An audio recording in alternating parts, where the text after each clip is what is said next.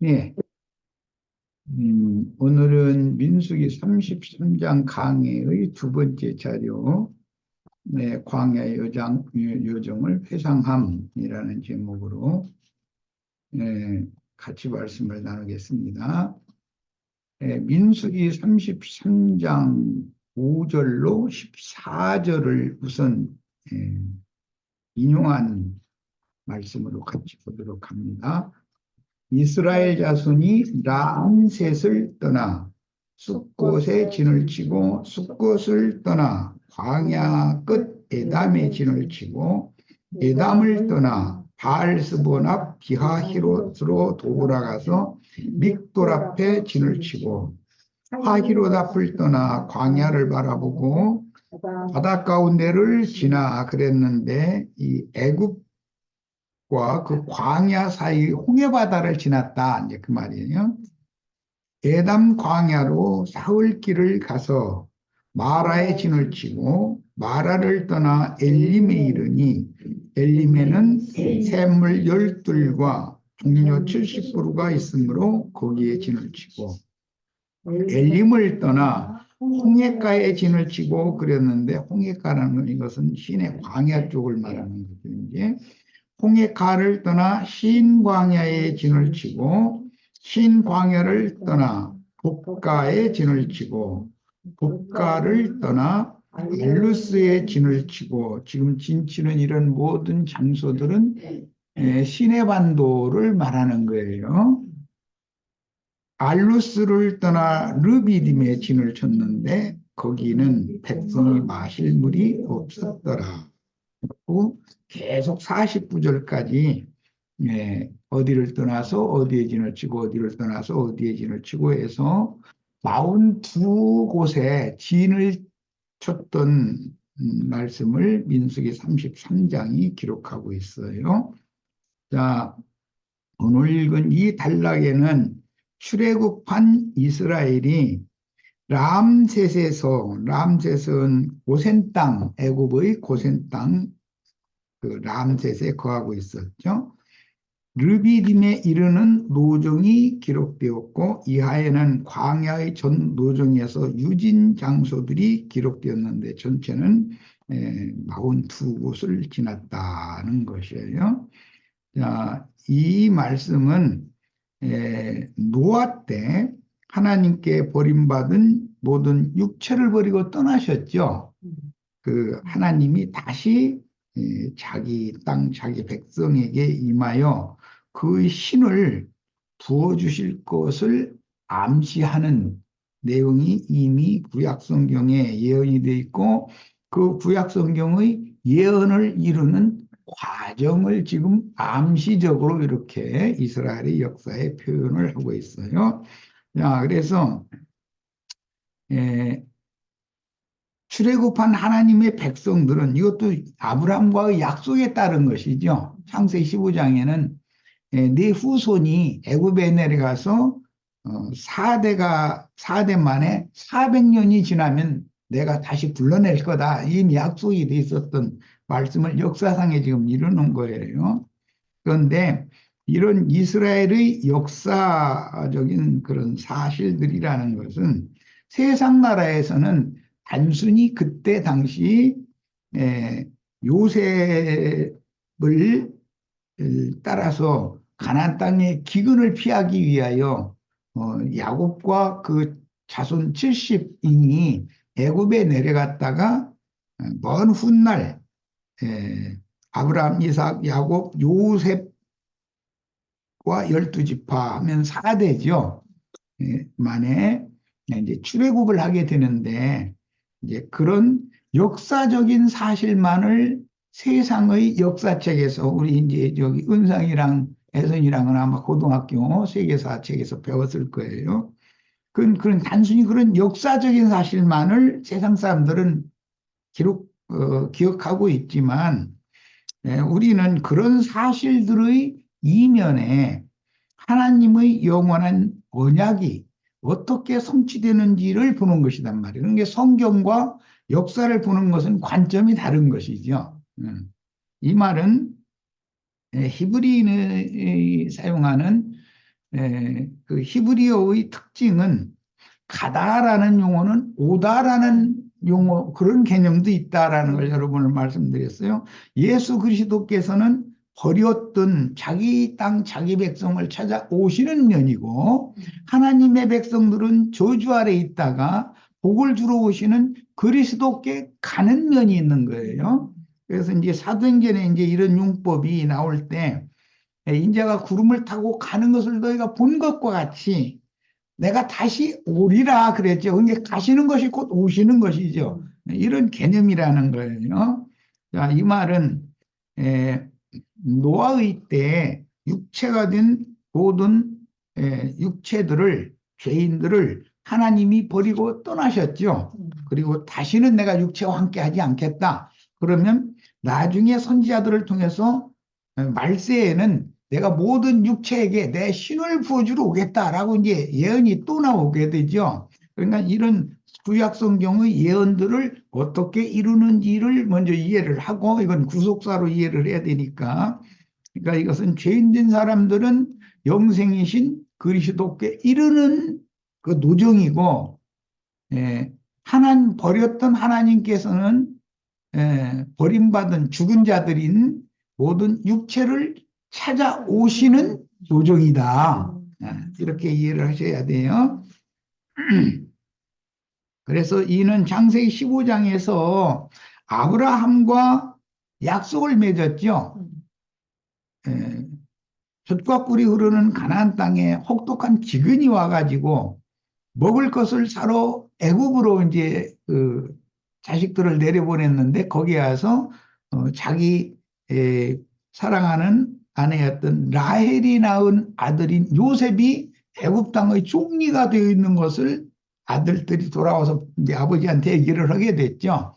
그러니까 그 요셉이 뭐 수레도 보내고 뭐 길냥식도 보내고 아버지 잘 호위해서 오라고 이제 애굽의 그 군사들도 보내고 이렇게 해가지고 그 야곱 자손 70인이 요셉이 초대한 애굽으로 내려가서 약속대로 400년이 지나서 나오는데 실제는 요셉이 30세가 되어야 총리로 등극을 하기 때문에 430년이 되었을 때 나오는 거죠. 그게 이제 출애굽이에요.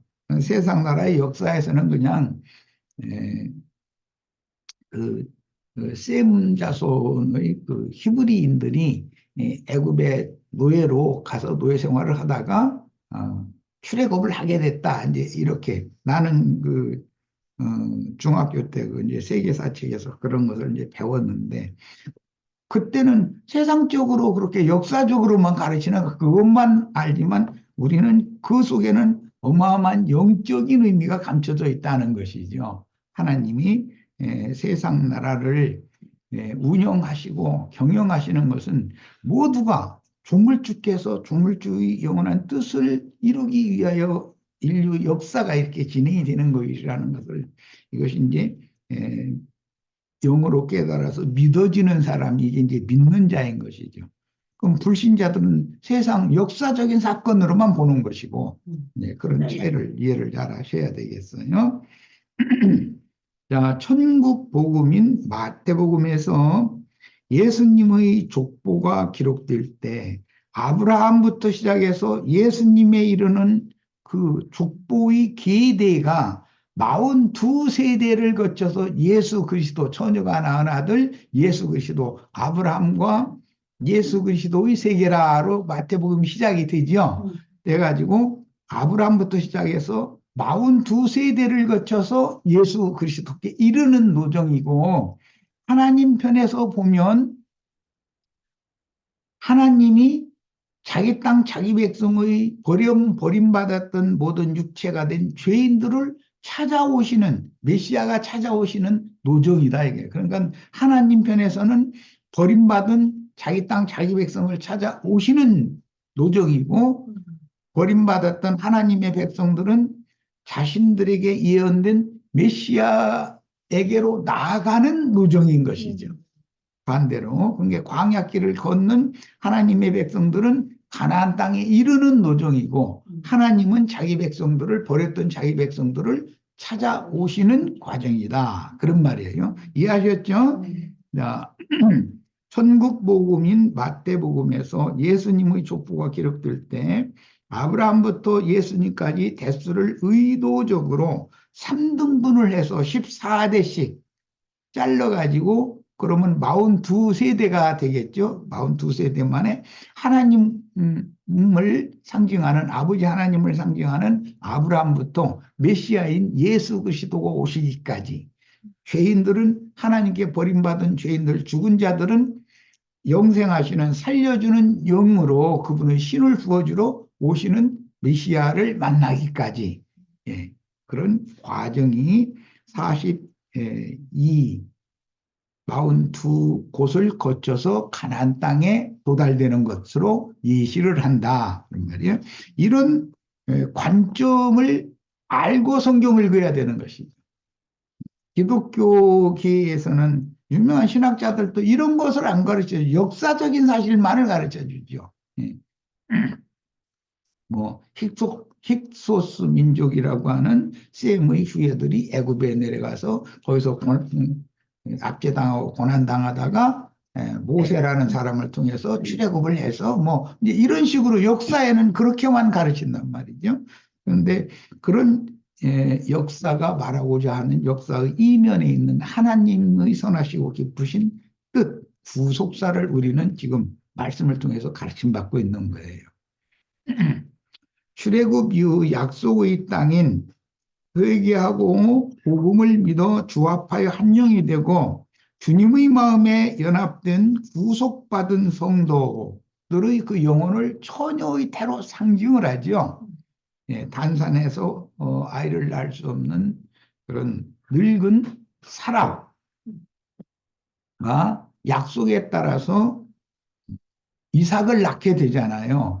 육신의 자녀를 낳는 얘기가 아니라 약속의 자녀를 낳는 것에 대한 그런 역사적인 사건이 있었던 것이죠. 90세 된 사라가 100세 된 아브라함에게 이삭이라는 아들을 낳아줬어요. 그런 것은 사람의 생각으로는 있을 수 없는 일이잖아요. 정수 끊어진 여자가 아들 낳았다 그러면 누가 고지를 들어요. 그런데 그것을 회개하고 복음을 믿은 성도들의 마음에 하나님의 아들 예수 그리스도로 말미암는 그 잉태와 해산을 통해서 그리스도인들이 출생할 것에 대한 처녀의 태에서 정결한 태에서 그리스도의 사람들이 출생하면 그들을 통해서 영원한 하나님 나라를 세우실 것이다 라는 예언이 역사에 이렇게 이루어졌었다는 것이에요. 처녀가 아들 낳는 이야기를 기독교계에서는 그냥 우물우물 넘어가려고 그러죠. 인간적인 생각으로는 있을 수가 없는 일이니까. 자, 그래서 주와 합하여 한 영이 되고 주님의 마음에 연합된 구속받은 성도, 처녀 이스라엘의 심령. 그래서 성경에는 이스라엘을 처녀 이스라엘, 뭐 처녀딸 예루살렘 이렇게 표현을 그렇게 하는 거예요.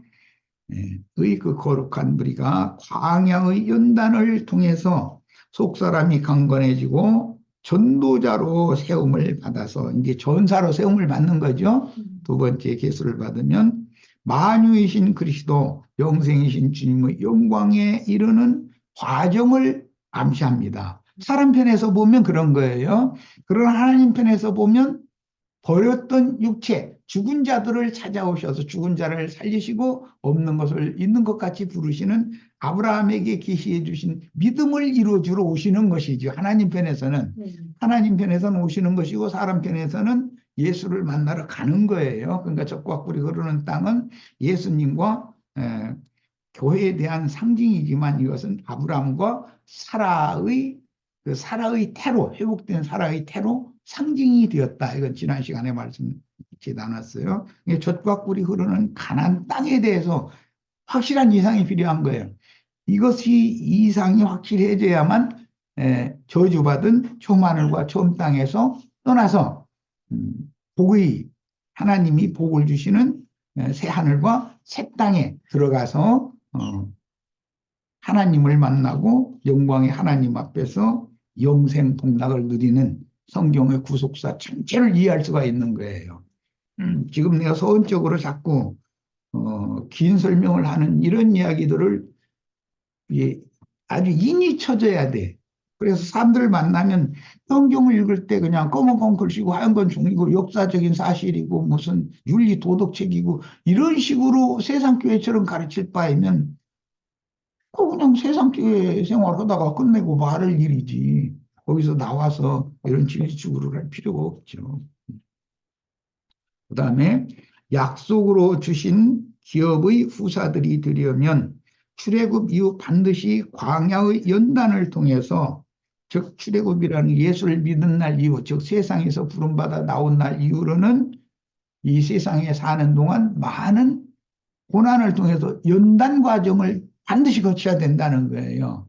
그런데 예수를 믿은 이후로 뭔가가 일이 쏠쏠 잘 되고 그냥 자꾸 그렇게 되면은 사람이 머리통만 커지고 지식적으로만 역사적인 예수, 무슨 교리적인 예수 이것밖에는 모르는 것이죠. 영적인 구속사의 예수를 알지 못하면 소용없는 거예요. 그래서 광야단을 통해서 청년 이상의 전사들인 하늘 군대로 재편되어 출애굽할 때도 하나님의 군대로 나왔죠. 그렇지만 가나안 땅에 들어가는 건 재편성하는 것이잖아요. 가나안 땅을 정복하고 이 가나안 땅을 정복한다는 건 옛사람의 마음을 성령과 연합된 영으로 정복한다 그런 말이에요. 그러니까 나 자신이 정복돼야 되는 것이죠. 정복하고 신의 도성을 세우고 정착한 후에 그 새 마음과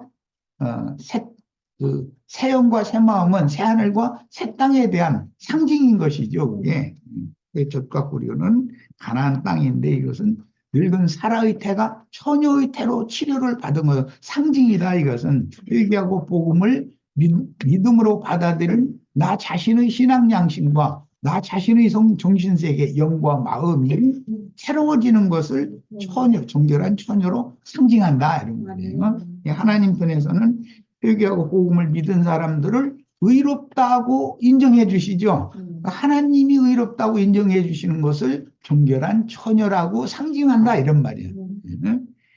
자, 그리고 규정대로 성전에 나아가서 야훼를 경외하는 제사와 잔치를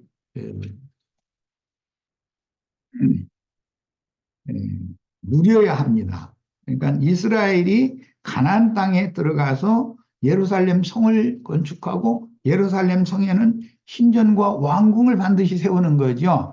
그래서 신전에는 대제사장이, 왕궁에는 왕이 힘을 하는 거예요. 표상이죠. 그것은 왕 중의 왕이며 멜기세덱 반차에 의한 영원한 대사제이신 하나님이 예수 그리스도께서 친히 자기 땅, 자기 백성을 다스리는 신의 도성에서 왕 노릇하고 제사장 노릇하고 하면서 자기 백성들을 다스릴 뿐 아니라 이스라엘 주변 강대국들 전체를 하나님이 지배하고 다스리는 거잖아요. 그러니까 구속하신 이스라엘만 다스리는 것이 아니라 모든 세상 나라의 인간 나라를 하나님이 다스리는 것을 말하고자 하는 것이 성경 이야기다. 이 이야기는 다니엘서에 보면 다니엘 느부갓네살 같은 큰 당대의 큰君왕, 오늘날로 말하자면 미국 대통령과 같은 이제 그런 사람이죠. 그 사람에게 당신이 뭐 계획하고 고안하고 뭐 해서 이루어지는 것 같이 생각하지 말아라. 세상 나라라는 건 이스라엘만이 아니라 세상 나라 전체 당신이 지배하고 있는 이런 모든 나라도 이스라엘의 하나님 여호와께서 그분의 뜻을 이루기 위하여 그분이 인간 나라를 다스리는 걸 당신이 배우고 그분에게 굴복해야 된다. 이제 그런 얘기를 다니엘이 얘기를 해주는 말씀이 나오죠. 그러니까 구속을 이루신 예수님이 12제자를 땅 끝까지 파송하시는 목적은 모든 민족에게 파송하시는 그 하나님의 뜻은 하나님의 복음으로 모든 민족 땅 끝까지 정복해서 세상 나라를 주와 그 그리스도의 나라가 되게 해서 영생하시는 주님께서 모든 참 이스라엘 나라 거룩한 성 예루살렘에 들어간 천국 을 이제 그 신의 도성이니까 우주의 중심이고, 거기서 영광빛으로 성 밖의 모든 그 열국을 그분이 친히 다스리는 영원한 하나님의 나라를 이루려는 것이 하나님의 뜻이고 성경 이야기다 이런 말이에요. 예, 이런 크고 비밀한 원대한 내용을 성경이 기록하고 있는데 많은 사람들은 성경을 읽어도 지금 내가 요약적으로 말하는 이런 개념을 이해를 못하고 있기 때문에 예, 수년 동안 신앙생활하고 뭐 신학 공부를 해서 박사학위도 받고 그랬어도 그 쓸데없는 무슨 세상 교계의 어떤 그런 신학 교리 그거나에게 탐구하고 추구하다가 인생을 마쳐버리잖아요. 인생의 영원한 목적에 이르는 것이 예, 즉 우리가 예, 우리의 영원한 메시아인 영생하신 하나님인 예수 그리스도 영광에 나 자신이 이르러서 그 앞에서 그리스도로 더불어 제사장이 되어 그 천년이 차기까지 또는 세세토록 왕노로 타는 이제 오는 세상에서 영원토록 새 우주를 다스리는 그런 왕 같은 제사장들이 되는 것이 우리 인생의 목적이다 하는 거예요. 자, 가나안 땅 정복과 정착 생활은 구속받고 거듭난 성도가 온전케 된 의인의 영, 이건 이제 샤라프라고 그러는데 이사야 6장에는 스랍이라고 돼 있죠. 불꽃 천사를 의미하는 말이요. 샤라프 천사와 동등이 된 부활의 아들 하나님의 아들인 시천사들이 되어 영생하시고는 유일하신 참 하나님의 영광에 이르는 전 과정을 그림으로 보여주는 것이다. 그런데 이런 여러 연단받는 42 과정, 모든 과정들마다 여러 가지 연단받는 사실들이 있었죠. 역사적인. 남셋에서 숫곳으로 숫곳에서 에담, 빅도라, 그 다음에 마라, 그 다음에 이렇게 이제 그 진영이 자꾸 이제 움직여지는데 출애굽에서 민수기 과정에 보면 유진 대응이 있고 행군 대응이 있죠. 람셋에 이르르면 당연히 유진 대응으로 여호와의궤를 그 성막을 중심해서 레위인들, 제사장들, 레위인들 각 지파 세 지파씩 동서남북으로 진을 딱 치고 하나님의 괴를 보호하는 그런 그림이 이제 성경의 민수기 계시가 됐는데 그것은 영원한 하나님의 나라에서도 오늘날 대통령실에는 그 대통령실에 근무하는 참모들이 대통령을 보좌하고 주의를 이렇게 다 싸고 있고 외곽으로는 그 대통령실 주변 뭐 특히 이제 서울을 전체를 지키는 것이지만 뭐 수도 뭐 방위사령부라든지 다른 어떤 뭐 전차 군단이라든지 뭐 등등 해서 국계가 또는 중공이나 또는 다른 외적이 우리나라의 중심부인 서울을 침공할 수 없도록 철동같이 방어를 하지요. 그런 것에 대한 그림이다. 영원 세계에서도 영이신 하나님, 우주의 중물주이신 말씀이신 하나님의 영광을 에워싸고 수호하는 수호천사들이 되는 거예요. 우리들이 말하자면. 그 이제 공동 왕들이다. 그래서 이제 그 영문으로 코킹이라고 이렇게 번역을 했죠. 그 다음에 그곳 이제 마라라는 곳에서는 마실 물로 인하여 원망하였으나 하나님께서 지시하신 나무를 저주의 영인 쓴 물에 던져 물을 마실 수 없다는 건 쓴 물이기 때문인 것이죠. 그런데 그걸 생수 단물로 변케 하시는 이적을 출애굽기 15장에 이제 기록하고 있어요. 이것은 예수를 믿는 사람들이 세상의 영을 단물로 마셨는데 그것은 뭐 이제 내가 표현을 할 때 육에 속한 사람들이 달게 느껴지는 사카린 단물이다. 그거는 그거 많이 마시면 배탈 난다. 이제 그런 얘기를 했죠. 그래서 출애굽한 하나님의 백성들임에도 세상에 속한 미련과 세상을 바라보는 그런 눈이 완전히 하나님을 향하는 눈으로 바꿔지기 전에는 마귀의 사자들을 보내가지고 찌글찌글한 것을 자꾸 이렇게 주면 계속 그걸 먹으려고 하는 것이죠. 어린아이들, 우리 할머니들이니까 이제 다 길러 봤으니까 잘 알 거예요. 가게 지나가다 보면 아이스크림 맛을 한번 아이가 보면은 그다음부터는 견디들 묻는 거예요. 마약 성분처럼 그 계속 아이가 그걸 막 달라고 조르죠. 그렇게 세상의 영이라는 것은 사람의 영혼을 끌어당기는 힘이 있다. 그래서 예, 우리 이런 이제 나에게까지 이런 신앙의 이제 그 선배 중에는 그 영국 그 케임브리지대 그 교수로 지내던 아이작 뉴턴이라는 형제님이 계신데 그분은 언어학자이고 뭐 수학자이고 물리학자이고 천문학자이고 뭐 많은 공부를 하는 분이죠. 그런데 제일 이제 우리들이 보편적으로 아는 건 만유인력이라는 것이 있다. 그래서 모든 그 중력을 가진 어떤 물체를 위로 던지면 반드시 다시 아래로 떨어진다. 당기는 힘이 있기 때문에 땅은 땅으로 당기는 힘이 있고 어떤 별들마다 서로 끌어당기는 힘이 있다. 하늘은 하늘에서 끌어당기는 힘이 있고 양편에 이제 끌어당기는 힘이 있다라는 걸 이제 발견을 해서 그 이제 그 획기적인 과학의 진보가 이제 이루어졌는데 이런 것들은 하나님은 죄인들을 구속해서 당신의 것으로 삼으려고 끌어당기는 능력을 갖고 계시죠.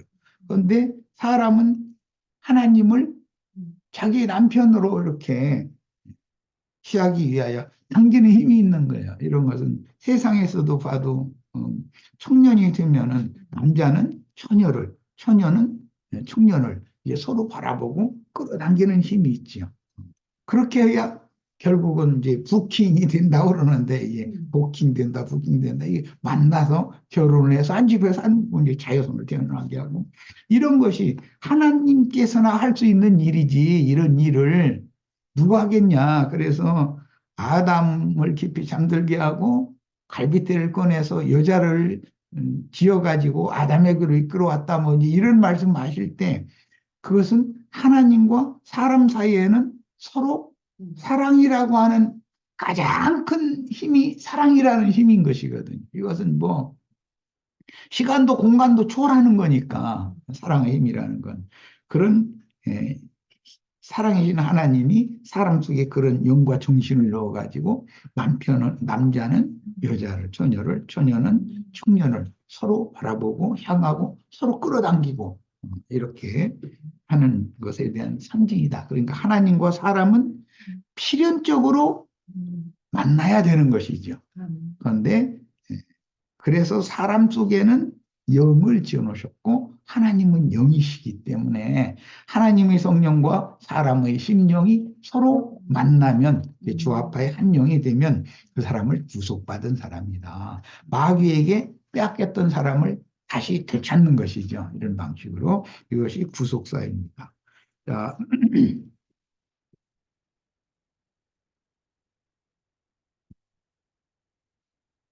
엘림, 그 다음에는 홍해가, 신광야, 독가, 알루스, 르비딤 이야기가 나오는데 르비딤 그 이제 민수기에 그래서 이제 생각나는 대로 내가 이제 중간중간에 이런 그 요점을 적어놨는데 그 르비딤에서 백성이 마실 물로 인해서 여호와와 다퉜죠. 거기에서. 그다음에 모세가 지팡이로 이스라엘을 따르는 반석을 쳐서 물을 내게 하여 마셨다.